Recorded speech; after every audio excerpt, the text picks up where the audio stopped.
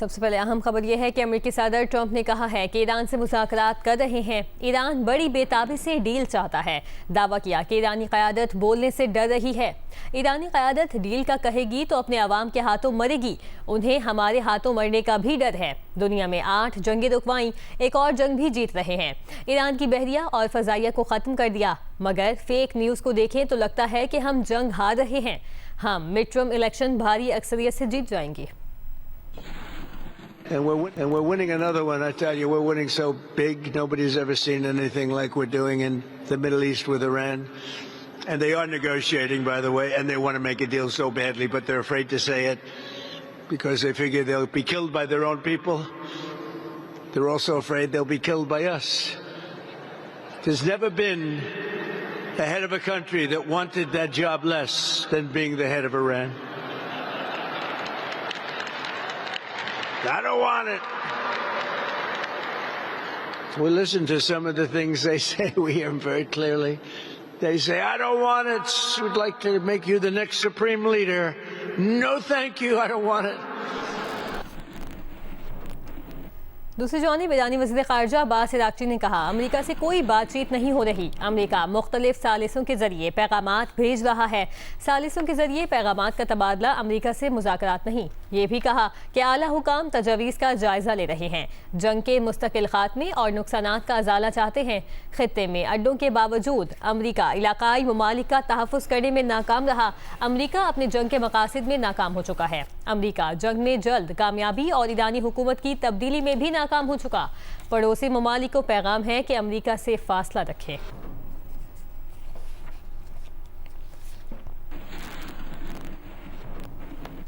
America ने धमकी दी कि अगर ईरान ने शिकस्त न मानी तो इस पर मजीद सख्त हमले किए जाएंगे। व्हाइट हाउस की तर्जुमान कैरोलाइन लेविट ने कहा कि ईरान को दी गई 5 रोज़ा डेडलाइन में तोसी देने का फैसला सदर ट्रंप कर सकते हैं। अमेरिकी सदर आज काबीना इजलास की सरबराही करेंगे। व्हाइट हाउस की तर्जुमान ने मुस्ताफी इंटेलिजेंस चीफ जो केंट के इल्ज़ाम की भी तरदीद की और कहा कि जो केंट शर्मनाक अंदाज में मुस्ताफी हुए। जो केंट ने कहा था कि ट्रंप ने इसराइल के कहने पर जंग शुरू की। व्हाइट हाउस की तर्जुमान ने कहा कि ईरान जंग के मामले पर बहुत हसास सिफारती बातचीत हो रही है। 15 निकाती मुतालबात से मुतालिक बहुत सी मिस इन्फॉर्मेशन है। उन्होंने मुज़ाकरात से मुतालिक व्हाइट हाउस की जानिब से सरकारी ऐलान होने तक इंतज़ार का मशवरा भी दिया।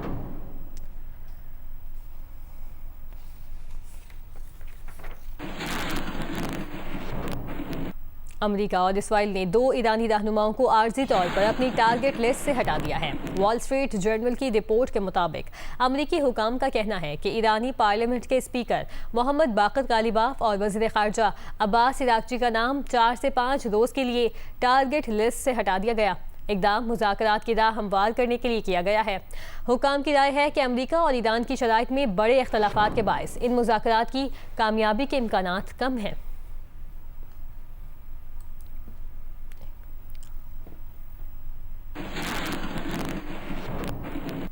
ईरानी पार्लियामेंट के स्पीकर मोहम्मद बाक़र गालिबाफ ने इंकशाफ किया कि इंटेलिजेंस के मुताबिक अमेरिका एक मुल्क के साथ मिलकर ईरानी जजीरे पर कब्जे का मंसूबा बना चुका है। खबरदार किया, अगर अमेरिका आगे बढ़ा तो खित्ते की हसास तंसीबात पर ताबड़तोड़ हमले होंगे।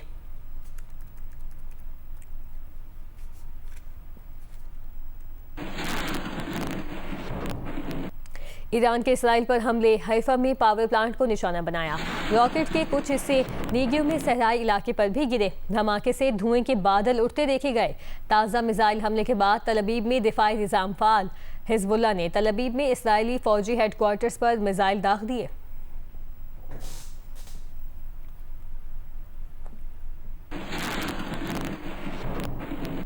पासदान इनकलाब का ईरानी फ़ज़ाई हुदूद में F-18 समेत 2 अमरीकी जंगी जहाज़ों को मार गिराने का दावा। रूसी मीडिया ने ईरानी पासदान इनकलाब की जानिब से दोनों अमरीकी लड़ाका तैयारों को निशाना बनाने की वीडियो भी जारी कर दी। इससे पहले गुज़श्ता दिनों अमरीकी लड़ाका तैयारे F-35 भी निशाना बनाए गए थे। अमरीकी मीडिया गुज़श्ता दिनों ईरान जंग में अमरीका के कम अज़ कम 16 तैयारों को नुकसान की खबर भी नशर कर चुका है। ईरान ने आबनाए बाबुल मुंदिब में भी नया महाज खोलने से भी खबरदार कर दिया है। ईरानी फौजी ज़राए के हवाले से न्यूज़ एजेंसी का कहना है कि ईरानी इलाकों पर हमले जारी रहे तो आबनाए बाबुल मुंदिब में नया महाज खुल सकता है। बाबुल मुंदिब यमन के नज़दीक आबी गुजरगाह है जो बहरीन अहमद को खलीज अदन से मिलाती है। यमन का हौसी अक्सरियती ग्रुप अंसारुल्लाह अबनाए बाबुल मुंदिब में हमले करता रहा है।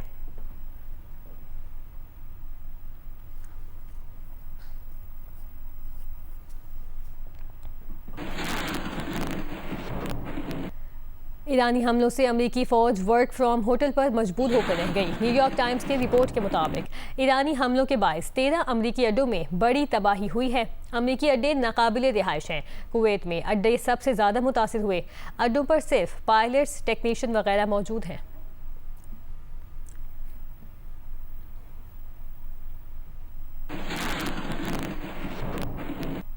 सऊदी अरब, मुत्तहिदा अरब अमारात, कुवैत, बहरीन, कतर और उर्दन ने इराक से अपनी सरजमीन पड़ोसी ममालिक पर हमलों में इस्तेमाल ना होने देने का मुतालबा कर दिया। मुश्तरका बयान में कहा, इराक अपनी सरजमीन से होने वाले हमले रुकवाने के लिए इकदाम करे। इराक पड़ोसी ममालिक से बरादराना ताल्लुकात का महफूज बनाए और कशीदगी में इजाफे से गुरेज करे। हालिया जंग में इराक में मौजूद ईरानी हिमायत याफ्ता ग्रुप खित्ते में अमरीकी अहदाफ पर हमले करने का दावा करते रहे हैं।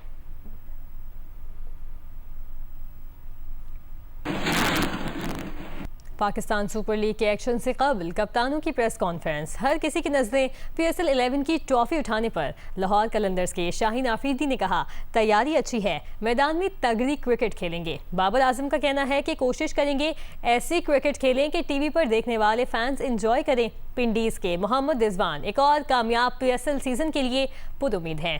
हैदराबाद के मार्डोस लिबुशेन, कराची किंग्स के डेविड वार्नर और मुल्तान सुल्तान्स के एस्टोन टर्नर भी PSL में अपनी टीम की कामयाबी के लिए पुराज़्म हैं। प्रिपरेशन अच्छी हुई है। हमें 2 दिन मिले प्रैक्टिस के PSL से पहले, लेकिन हमने कैंप लगाया हुआ था इस्लामाबाद में हमारे हाई परफॉर्मेंस सेंटर में। तो जो लोकल प्लेयर थे उन्होंने काफ़ी अच्छी प्रिपरेशन की और हमारी कोशिश होगी कि हम अच्छी क्रिकेट खेलें और मुकाबले अच्छे हों। 10 साल बड़े सक्सेसफुल रहे PSL के और अगले जो 10 साल है वो हम उम्मीद करते हैं कि हम इसको इंशाल्लाह प्लेयर्स भी और सारे जो क्रिकेट बोर्ड है उसको अच्छे से निभाए। हम भी इस चीज़ से काफ़ी थोड़ा सा हमारे लिए भी थोड़ा सा एक डिफरेंट चीज़ है कि क्राउड नहीं आ रहा और उस चीज़ को हम भी मिस करेंगे, लोग भी मिस कर रहे हैं, क्योंकि उनकी वजह से काफ़ी एक डिफरेंट वाइब्स आती हैं और एक बूस्टअप मिलता है आपको। हर टीम के डिफरेंट फैंस होते हैं और डिफरेंट आपको वहाँ पे सपोर्ट मिलती है। तो कोशिश करेंगे कि वो हम अच्छी क्रिकेट खेलें कि जो वो टीवी पे देख के उनको अच्छा लगे। I'm gonna try and lead them in the same manner that I have for my stateside back at home, and I think just trying to empower the players to trust their skills and to go out there and showcase how good they are. Australians who get the opportunity to come to Pakistan, you know, we're so fortunate, we get looked after so well, and the PSL is becoming one of the best competitions for franchise cricketers in the world. You know, there's so many talented players here in Pakistan, and to be a part of this competition is really exciting. For us, it's about trying to emulate a little bit of what we did last year and how we can improve from how we started last year as well. We had 5 home games, and obviously we're down to 2 venues here, so there's no excuse that we can't get used to the venues, and we can adapt as fast as we can. HBL PSL 11 का आगाज आज होगा। Event के लिए टीमों की तैयारियां भी जारी हैं। कराची किंग्स के फास्ट बॉलर मीर हमजा का कहना है कि PSL में 8 टीमों के दरमियान अच्छा मुकाबला होगा। रावलपिंडीज के ऑलराउंडर साद मसूद कहते हैं कि टीम का पहला सीजन है, हदफ अच्छा खेलना है और चैंपियन बनना है। हमारी टीम के लिए ये बड़ी अच्छी एक प्रैक्टिस डे था। उसकी वजह ये थी क्योंकि डायरेक्ट ईद के बाद मैचेस स्टार्ट हो रहे हैं, तो हमारे पास प्रैक्टिस के लिए इतना टाइम नहीं था। लेकिन अच्छी बात यह है कि हमें मैच से पहले एक प्रैक्टिस मैच मिल रहा है। आपको एटलीस्ट आपको जो मैच प्रैक्टिस चाहिए होती है वो आपको मिल जाती है। जो क्राउड है, क्राउड में खेलने का एक अलग मज़ा होता है और मेरे ख्याल से क्राउड भी यही चाहती है, क्योंकि ये फ्रेंचाइज क्रिकेट एक साल में एक ही बार होती है। तो क्राउड भी आई थिंक इसको बहुत ज़्यादा मिस करेंगे और ज़ाहिर है हम भी बहुत ज़्यादा मिस करेंगे। पहला गोल तो हमारा यही है कि पहला टूर्नामेंट खेलिए पिंडीज, तो इंशाल्लाह इसको चैंपियन बनाएं। बाकी इंडिविजुअल परफॉर्मेंसेस इंशाल्लाह खुद आएंगी। रिजी भाई के साथ ऑब्वियसली मेरा ये सेकंड एक्सपीरियंस, फर्स्ट तो पाकिस्तान में थे ऑब्वियसली, वो तो काफ़ी बैक करते हैं वो। बस आप वो यही कहते हैं कि अपना 100% दो। वज़ारत बैनुल सूबाई राबता की स्टैंडिंग कमेटी के रुकन शहला रजा का वज़ीर आज़म को ख़त 27 मार्च को तलब किया गया। PHF का कांग्रेस इजलास मौखर करने की दरख्वास्त कर दी। कमेटी की रुकन ने इजलास में तलब किए गए कांग्रेस मेंबरान पर एतराज़ उठाया है। पाकिस्तान हॉकी फेडरेशन की कांग्रेस का गैर मामूली इजलास 27 मार्च को इस्लामाबाद में तलब किया गया है। इस ज़िम्न में मिनिस्ट्री IPC की स्टैंडिंग कमेटी की रुकन शहला रजा ने वज़ीर आज़म पाकिस्तान को ख़त लिख कर इजलास मौखर करने की दरख्वास्त की है। ख़त में इजलास में मदऊ किए गए कांग्रेस मेंबरान पर एतराज़ उठाया गया है और बताया है कि PHF की कांग्रेस वजूद नहीं रखती क्योंकि हुकूमत 2022 में PHF और कांग्रेस अरकान को मुअत्तल कर चुकी है। तारिक बुगटी के दौर में मुतवाज़िद तंजीमें तश्कील दी गई और 2022 के बाद तश्कील दी जाने वाली कांग्रेस मेंबरान को कानूनी हैसियत हासिल नहीं। वाहिद हल शफाफ इंतखाबात हैं, लिहाजा 27 मार्च को होने वाले इजलास को मौखर किया जाए। अब बात करते हैं कराची में मौसम की। आपको बताएं में कि शहर के मुख्तलिफ इलाकों में कहीं पर हल्की कहीं पर तेज़ बारिश हुई है। पाकिस्तान चौक से तफसीलात बता रहे हैं कमर अली मस्तूई। शहर के मुख्तलिफ इलाकों में कहीं पर हल्की कहीं पर तेज़ बारिश हुई है। इस वक्त हम जो है वो सदर में पाकिस्तान चौक के इलाके में मौजूद हैं। सदर के अलावा I Chundrigar road, MA Jinnah road, old city area, garden, MA Jinnah road के इलाके में बारिश हुई है। नाज़माबाद, नॉर्थ नाज़माबाद, न्यू कराची, सुरजानी के इलाके में बारिश हुई है। गुलशन इकबाल, गुलस्तान जौहर, मलीर, कोरंगी के इलाकों में जो है वो बारिश हुई है। महकमा मौसमियात का कहना है कि आज दिन भर बारिश का सिलसिला जारी रहेगा और ये बारिश का सिलसिला जो है वो इतवार तक जारी रहेगा। हफ्ते और इतवार के रोज़ जो है वो तेज़ बारिश हो सकती है। इस दौरान तेज़ हवाएं भी चलने का इम्कान है और साथ साथ जो है वो जालाबारी का भी इम्कान है। सुबह सवेरे शहर के मुख्तलिफ इलाकों में होने वाली बारिश के बाद सड़कों पर फिसलन जो है वो बढ़ गई है। ट्रैफिक पुलिस का कहना है कि शहरी जो है वो किसी भी हादसे से बचने के लिए कम स्पीड में जो है वो गाड़ी चलाएं। तो शहर में जो है वो बारिश का सिलसिला जो है वो वक्फे से जारी है। जी, बहुत शुक्रिया कमर, आपने आगाह किया। आपको बताएं अमारात, कतर, ओमान और इराक में शदीद बारिशें हुई हैं। ताकतवर तूफान सऊदी अरब और खलीजी खत्ते की जानिब बढ़ रहा है। मूसलाधार बारिश, शदीद आंधी और गर्द आलूद हवाओं का खदशा है। माहिरीन मौसमियात का कहना है कि रवां हफ्ते के अख्ताम तक मुख्तलिफ इलाके बारिशों से शदीद मुतासिर हो सकते हैं। साहिली इलाकों में ऊंची लहरें पैदा हो सकती हैं। मुत्तहिदा अरब अमारात में तूफानी बारिश के बाद पानी घरों में दाखिल होने का खदशा बढ़ गया। मकीनों ने घरों को बचाने के लिए रेत की बोरियां खरीद ली। अमारात के महकमा औकाफ ने लोगों को नमाजें घर में पढ़ने की हिदायत कर दी है।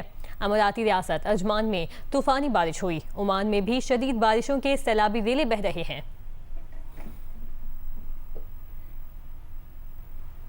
वज़ीर आज़म ने अमीर कतर शेख तमीम बिन हमद अल सानी से भी टेलीफोनिक राबते में पाकिस्तान की सिफारती कोशिशों से आगाह किया।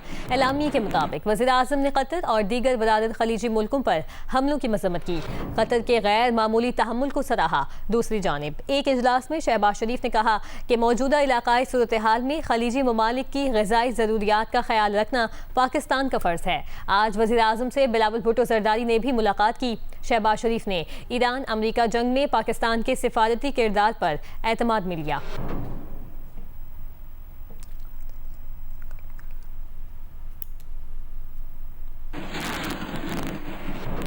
यहाँ आपको बताएं सऊदी वज़ारत दिफा ने कहा है कि मुमलिकत की तरफ भेजे जाने वाले मुतादिद ड्रोन तबाह कर दिए गए। अल-शर्क़िया रीजन में 26 ड्रोन तबाह कर दिए गए हैं। आपको अपडेट कर रहे हैं। सऊदी वज़ारत दिफा ने कहा कि मुमलिकत की तरफ भेजे जाने वाले मुतादिद ड्रोन तबाह कर दिए गए हैं। अल-शर्क़िया रीजन में 26 ड्रोन तबाह किए गए हैं।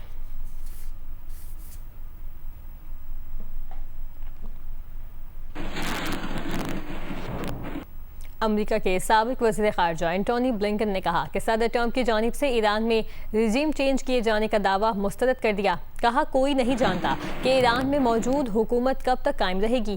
तस्लीम किया कि सुप्रीम लीडर आयतुल्लाह ख़ामनाई की शहादत के बाद मौजूदा हुकूमत के खिलाफ कोई बगावत सामने नहीं हुई।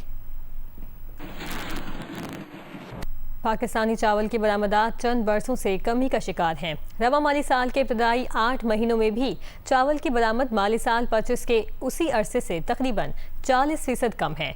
चावल की बरामद क्यों मुतासिर है, जानते हैं रियाज एंडी की रिपोर्ट में। भारत ने साल 23-24 में चावल की बरामद पर पाबंदी आयद की थी। पाकिस्तान ने उस साल 3 अरब 69 करोड़ डॉलर का चावल दुनिया को बेचा।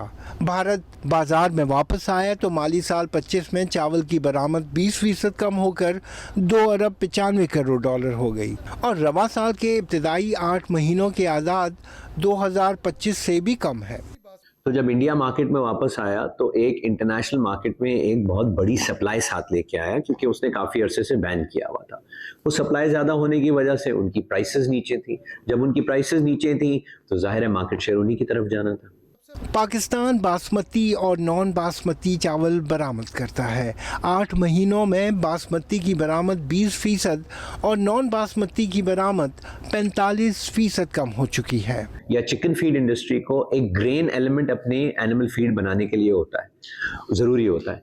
उन्होंने फिर चावल और उसके बाय प्रोडक्ट्स का रुख किया, जिसकी वजह से यहाँ लोकल डिमांड होने की वजह से हम इंटरनेशनल मार्केट में उस लेवल पे कम्पीट नहीं कर सके जो हम हर साल करते हैं।